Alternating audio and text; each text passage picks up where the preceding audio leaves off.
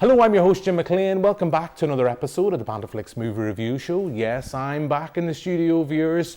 I can hear you say, who'd let that back on the television? Well, thank you very much to my guest host for the last few weeks.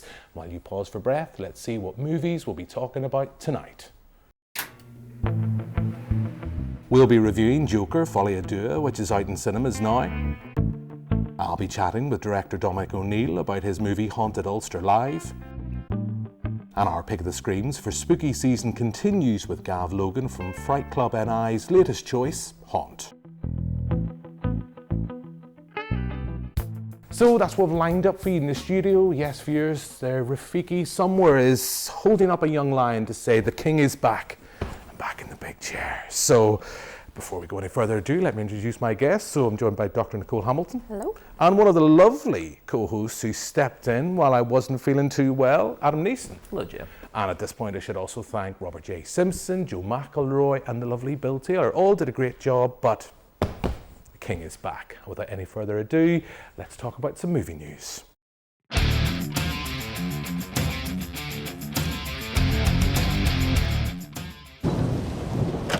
Good afternoon. Mr. Reed, are you interested in learning more about the Church of Jesus Christ? Yeah.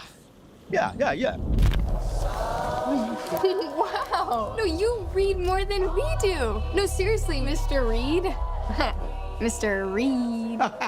Well, ladies, I think it is time. Time for what? Time for enlightenment. Oh.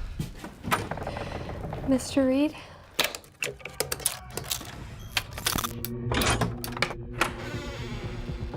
Welcome. We need to return to the church. If you aren't ready to leave, you'll have to exit through the back of my house. So, which door? It's a simple choice, but it should not be made simply. Belief or disbelief. What happens if we choose the wrong door? So that's a look at the trailer for The Heretic. It's out on the 1st of November here. Hugh Grant is dipping his toe in the horror genre. Anybody maybe seen him in the last Paddington movie might have been terrified enough, but we'll not talk about that now. Latest film from A24, new trailer dropped earlier this week. I'm excited. Nicole, come to you first. What about you? You intrigued by The Heretic? It has definitely been a while since Hugh Grant kind of went into the horror genre. I feel like the last time that I saw him do anything like that was Lair of the White Worm, and that is a trip. So not that I'm saying that it's going to be anything like that, I'm assuming, but the combination of him and Sophie Thatcher, who I really, really love, I think is going to make for a really good film, I hope. It looks really interesting. Yeah, Nicole, I'm intrigued by this because, hey, as much as I love The Lair of the White Worm, we do also have that film, a young, sexy Peter Capaldi with kilts and bagpipe. I don't know, this looks very different. I'm intrigued by this, and I think Hugh Grant's on a bit of a run at the minute of just doing left field choices and kind of popping up where you would least expect him. So yeah, 1st of November, I can't wait. Adam, you're a horror lover like myself. What about you? You intrigued by this? It's definitely Hugh Grant's scariest role since music and lyrics. I do love Hugh Grant. I loved him in Dungeons and Dragons last year. And being a little weird creep suits him. Sophie Thatcher, fantastic. Love her in Yellow Jackets. Thought she was great in The Boogeyman. And this just looks like, you know, you see the A24 logo on horror and you kind of know that you're going to get something weird and creepy. And this continues that run. So hopefully it's good. Thankfully coming out during Halloween season, so at least there is something to check out in the big screen. Now, I know, Adam, throughout October we are going very heavy on spooky season. Tonight, I know we've got a few horror movies. We're talking about a film that's out later this year, November, with Heretic. But also, we're going to be very shameless since I'm back on the show. And later this month, see the return of the Dark Hedges International Film Festival. I thought we'd shamelessly play our little trailer.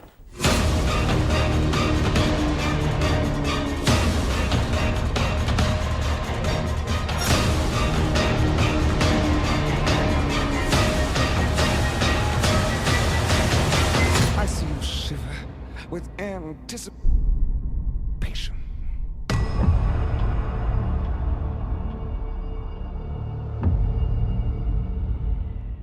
So that's a look at the trailer for our very own Dark Edges International Film Festival. Check out the website, loads of fantastic stuff happening throughout the city, loads of witchy stuff going on just in time for Halloween.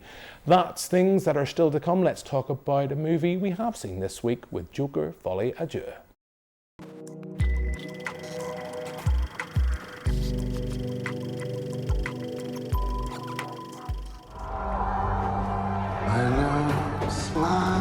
When I first saw Joker, when I saw you, the whole world smiles with you. for once in my life, I didn't feel so alone anymore. When you're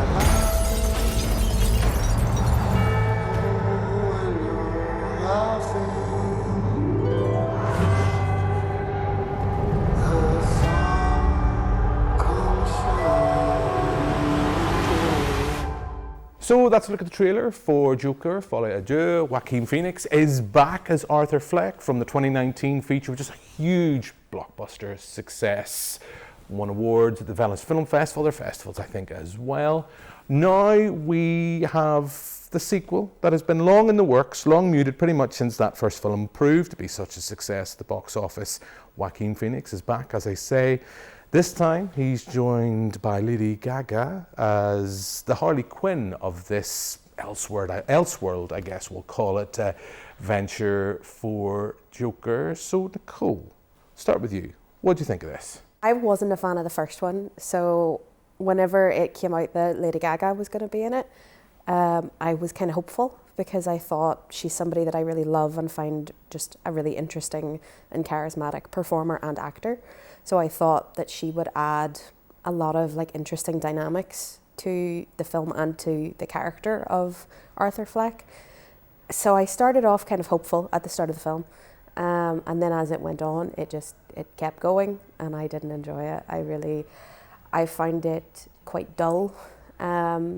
Usually I'm a big fan of like courtroom dramas and that sort of vibe, and this one just kind of didn't have the intrigue that I usually enjoy from those sorts of films. It didn't have the set pieces that I would have wanted from a musical of the caliber that I was kind of expecting from this, because I thought the trailer actually made all of the musical sequences look really bombastic and really fun and kind of going back to like the 40s, 50s, 60s kind of aesthetics of particularly like Bob Fosse films. So I was really hoping for something like that, and it just kind of missed the mark for me on almost every single thing. But especially Lady Gaga as Lee, I was really, really disappointed by her and the kind of lack of character I feel like she has. She just seemed to not exist outside of what he wanted, which maybe was the point, but it didn't work for me at all. So it's fair to say you didn't like the film, Nicole. Fair to say you didn't like it. Now, I am not a big fan of the previous film in this. I'm not a big fan of Todd Phillips as a director. I mean, even more so when I wasn't a fan of the Hangover movie, and then even more so when he did the Hangover Part 2. So he doesn't have a great track record for me with sequels.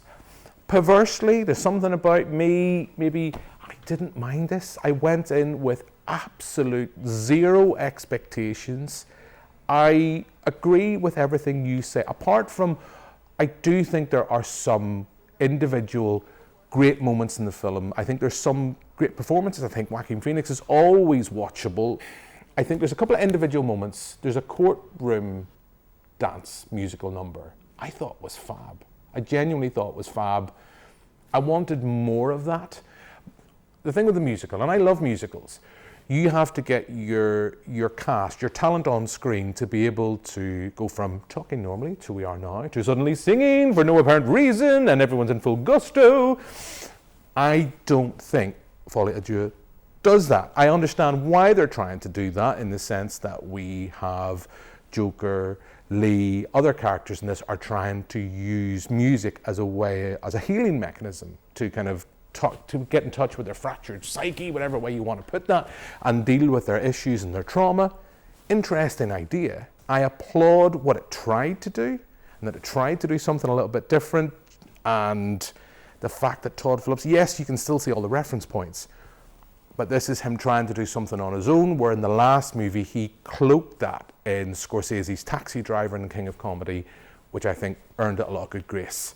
Now, If ever there was someone I knew loved the Joker, has umpteen copies on Blu-ray, I'm surprised, viewers, he's not sitting before us dressed as Arthur Fleck. And if I was Robert De Niro, I would be very worried at this point. Adam, what did you think of Joker Folie à Deux?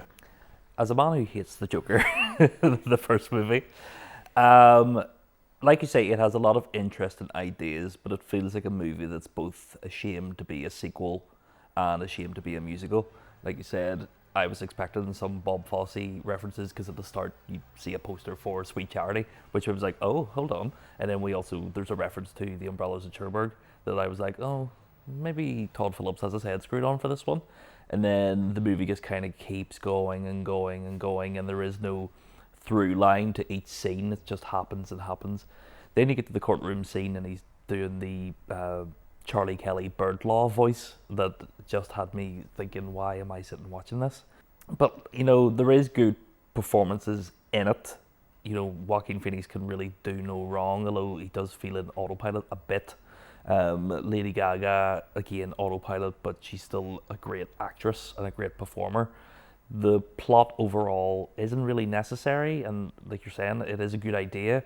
And there's people online saying, oh, you just don't get it. You just don't get it. And it's like, I do get it, and it's a smart idea to have a sequel sort of talk about the first one and the expectations of the first movie and the legacy the first movie had on its audience and a certain sector of the audience, but they didn't achieve what they set out to do, and it just wasn't well constructed in any sort of way, to the point by you get to the end, it's sort of laughable what happens to the character of Arthur Fleck. It becomes so pathetic that you think, what was even the point of this guy?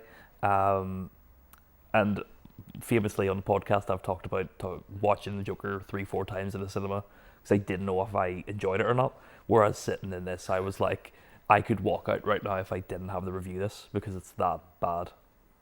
I wouldn't be that harsh. It sounds weird. I don't love this film. I just don't think, there's people saying online that it's one of the worst films of the year. I've seen worse. Although maybe I had more fun with Madam Web. I don't know. I guess I think before we move on, and I know we have to move on, I feel like I have been the most positive out of the three of us for this movie.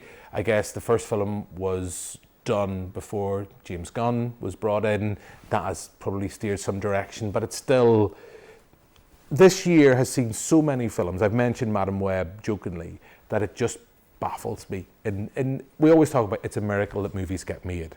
Sometimes it baffles me that the movies that we do get made, that they get made. And it's, look, as I say, I'm the most upbeat of the three of us about this. And I guess I know we'll be talking about the film in our podcast with yourself, Nicole, and Adam as well. So if you want to tune in for that, check out the podcast. But for now, we're going to move on.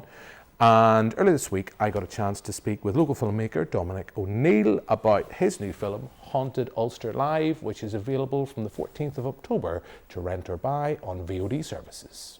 We now have a very special live broadcast for Halloween. Spooky goings on in a Belfast home. This is Haunted Ulster Live. Viewer discretion is advised. They've set up all sorts of impressive cameras, microphones and sensors around the house. Stephen had to come into me a couple of times. He was that scared. He needs me to guide him to the spirit world where he can find peace. It's unmistakable. The truth for the life. No one shall come to the Father except through me. There stands a whore of Satan. I'd really prefer if we stop this. You are not going to want to avert your eyes for even a second. So that's a clip of Haunted Ulster Live, and I'm joined now by the film's writer and director, Dominic O'Neill. Dominic, pleasure to have you on the show. So, take me back to Halloween 1998. Tell us as much as you want our viewers and our listeners to know about Haunted Ulster Live going in. So, thanks for having me on, Jim. Haunted Ulster Live is a live broadcast from a haunted house in Belfast. Well, a house where a family believes there's some poltergeist activity, and it is not UTV. They're TVNI, but if you kind of squint at the logo, it might look a bit like UTV. And they're investigating the house, so it's very much a kind of like a regional TV broadcast live from the house. And the broadcast, I suppose, starts to fall apart a little bit, and goes in unexpected places. It's a low budget.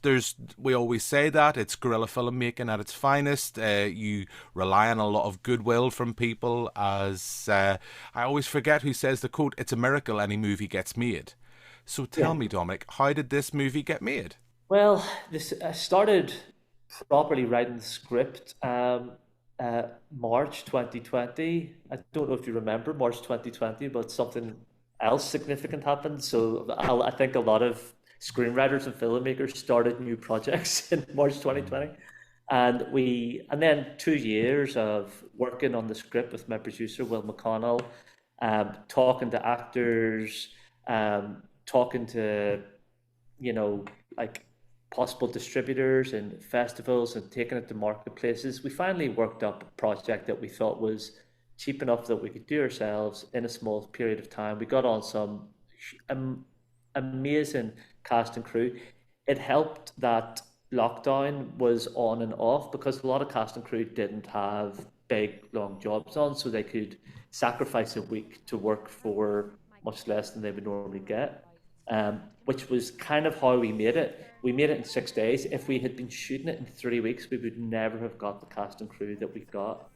So everything just kind of came together. We had about 2 months of pre-production, got on board a brilliant production designer, Alexander Moore, great DP, Connor Losty, just fantastic people who were between projects. Tim Lyons, unbelievable first AD, who didn't bat an eyelid when I told him we wanted to shoot the film in 6 days. And it just all came together.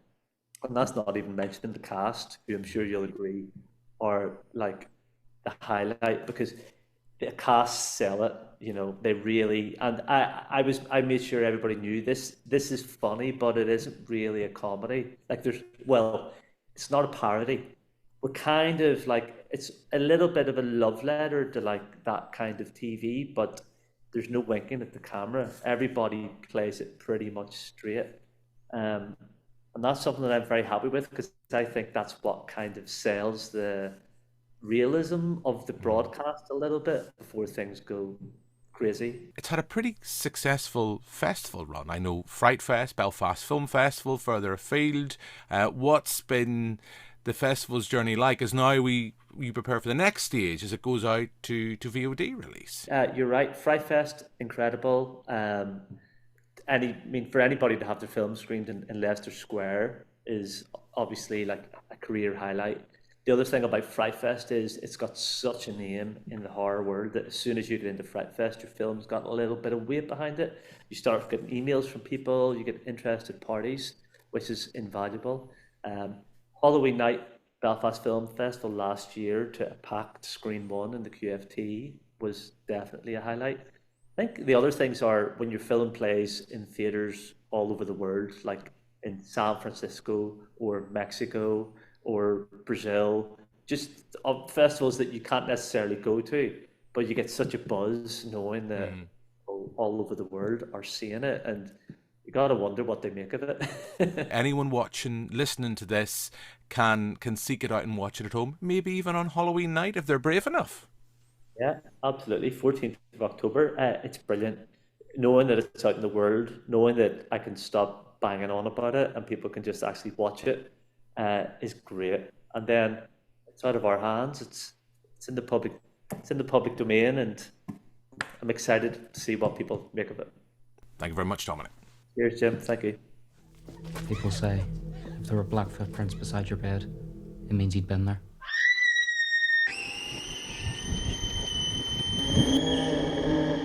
We need the police, or bring the army in. So that's my interview with Dominic O'Neill about Haunted Ulster live. As I said, it's available on VOD platforms from the 14th of October, and you'll be able to listen to a longer version of that interview on our podcast, since we are being shameless this week. And now we're going to talk about the film briefly, I guess, in the studio. Nicole, coming with you first. What do you think of the film?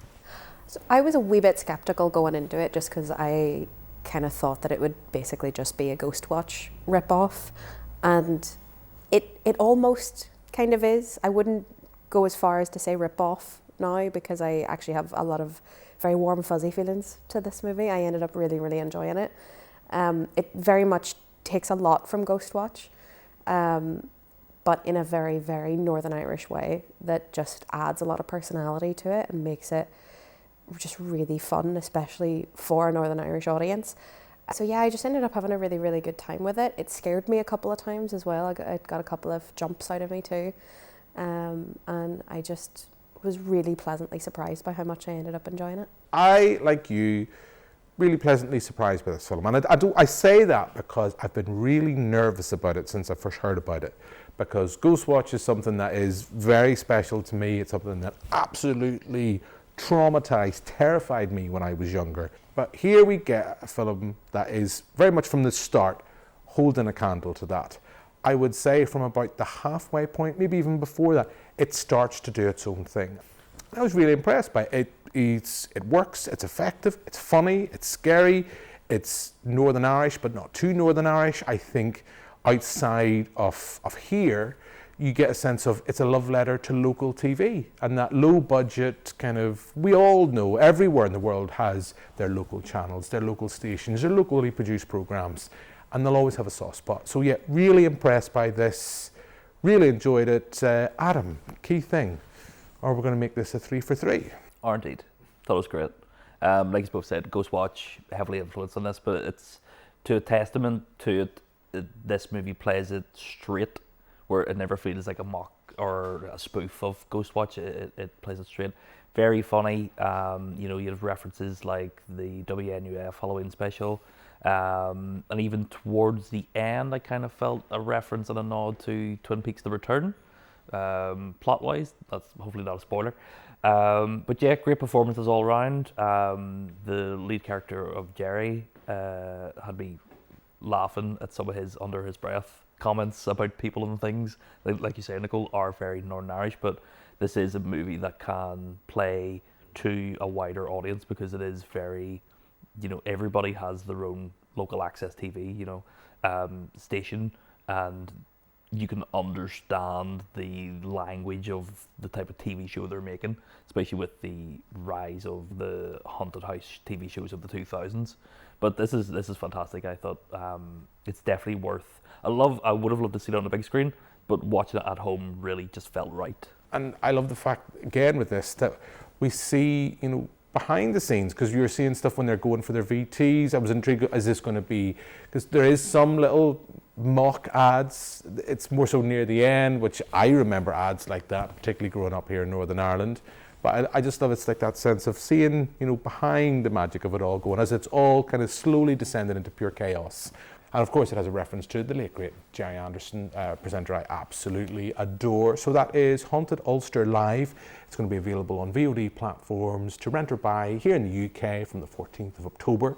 Now, as I say, we're in October, we're in spooky season, we've had a lot of horror this week, so why not have another one? Some might say watching Joker Folie was horror enough for somebody in October, but last week we had the first of our pick of the screams with Gav Logan, and this week it's back to Gav with another choice.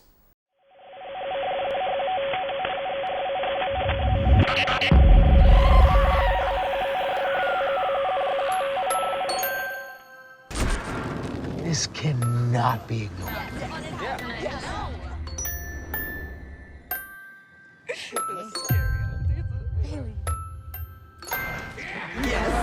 Yes, we're doing it. It's the end. Say goodbye. Is this supposed to be scary?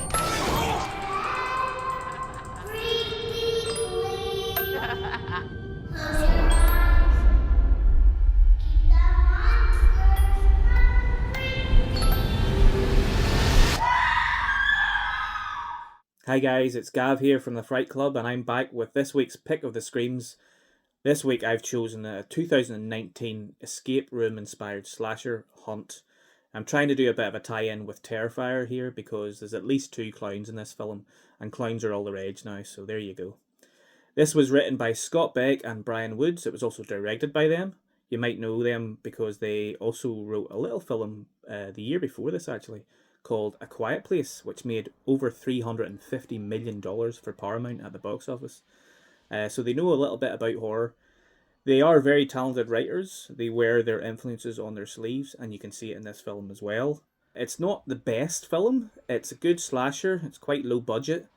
and the characters are quite unlikable, which is never a good sign. The plot's pretty thin, but I think because it was only made on a few million, I think the film works for what it is, and it is a very easy watch on a spooky Halloween night. So it is available on Tubi now. Please go check it out. Enjoy.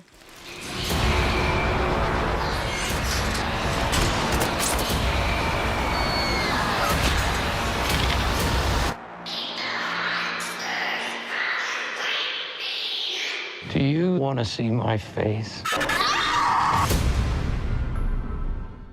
So that's Gav's choice, Haunt. It's available on Tubi, which is a streaming service I had never heard of before Gav mentioned it, free service, so you can check that out.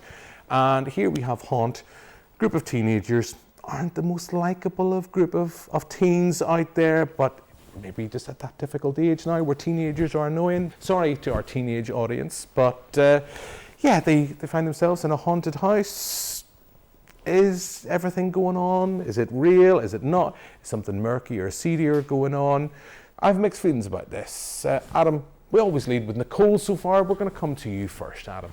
What did you think of Haunt? Weirdly, this is a movie I've seen a few times. It plays to its strengths of being sort of like an 80s slasher, and it's not much more than that, and it doesn't need to be more than that. You have a group of teenagers, all of them sort of insufferable, and you're kind of glad that they're getting picked off one by one. This is produced by Joe McElroy's favourite Hollywood director, Eli Roth, and you can sort of feel his influence on the horror aspects of this. They clearly took time to create each sort of slasher character in the maze itself. I think they do a good job of setting up the geography of the haunted house itself. You kind of always know where they're going next or where they need to escape to.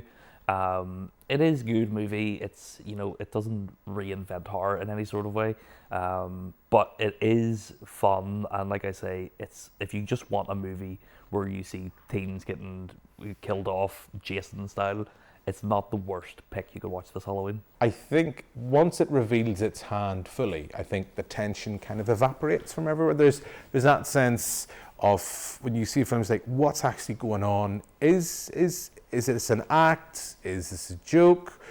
Is there something more sinister at foot? And then once it finally shows itself, everything that's going on, it kind of loses the tension. It falls into that Friday the 13th kind of, as you mentioned, kind of style and kind of mold of slasher. And I do think the ending is a bit underwhelming without going into spoilers, but I enjoyed it. My wife and I sat and watched it. We didn't want to turn it off or anything like that. Yeah, a pretty solid choice from Gav. If you're looking for something you haven't seen before this Halloween, it might be worth a shot. And as I said, it's on Tubi, which is free to stream. Nicole, I know we're nearly out of time. What was your thoughts on Haunt? I've seen it a couple of times as well. The first time that I watched it, I really didn't care for it. I just thought it was really uninteresting. I'm a wee bit more positive on it now. I would kind of compare it a wee bit more to like the 2000s kind of slashers, which the Eli Roth stuff really makes sense there, especially with the gore. I think the effects that are done throughout it are really nasty, which kind of feels a bit reminiscent, not quite of Hostel, not that level, but reminiscent of like that kind of era. I do feel like it gets a wee bit bogged down in how seriously it takes itself, especially considering how stupid some of the stuff that happens in it, and the like wee reveal that you get a certain amount of time in that makes you go like, really? Is that what we're doing? Okay. But yeah, I had a better time with it the second time around than the first time, definitely. It's not something that will be in my Halloween rotation every year, but I'll pop it on once in a while for a wee watch. Yeah, and by the sounds, again, for the second time today, it sounds like you enjoyed it much more than Joker Folie à Dieu. Yeah, so that is us pretty much out of time. So all that's left for me to do is thank my guests. So thank you very much, Nicole. Thank you. Thank you very much, Adam. Thanks, Jim. Thanks very much for watching at home. We'll be back next week with another episode. But for now, until then, goodbye.